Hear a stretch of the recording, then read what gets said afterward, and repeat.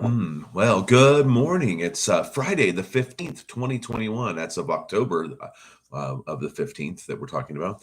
Anyway, we're starting a new chapter. So we're going to go to Acts chapter 21 today. So Paul is leaving Ephesus, where he had been there for 3 years, instructed people. They were sad because he says, "Hey, I got to go to Jerusalem. I don't think that you're going to see my face again."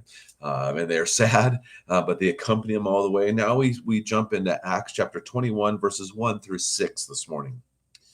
And we had parted when he had parted from them, when we had parted from them. So now we see that Luke is with them and set sail. We came by a straight course to Cos, and the next day to Rhodes, and from there to Patara.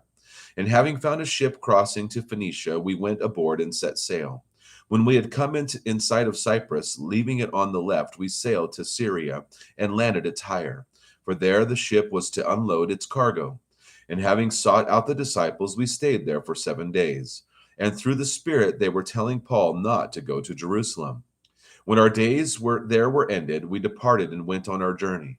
And they all, with wives and children, accompanied us until we were outside the city.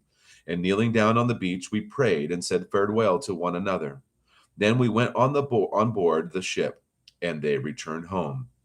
So we see this journey that Paul's starting, and it's interesting. One thing that he does is when they land, Luke explains that they went and found other believers, and I think it's important for us to make that a I don't know if a goal is the right term, but a practice that we find other believers and we share life with them.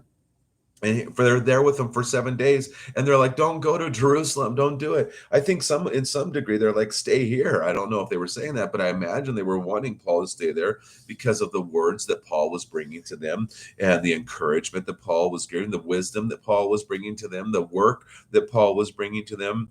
But we see that this is a family affair at the end. They all came down with their wives and their children. They accompanied them, and again, here we see this idea of going with them until the end.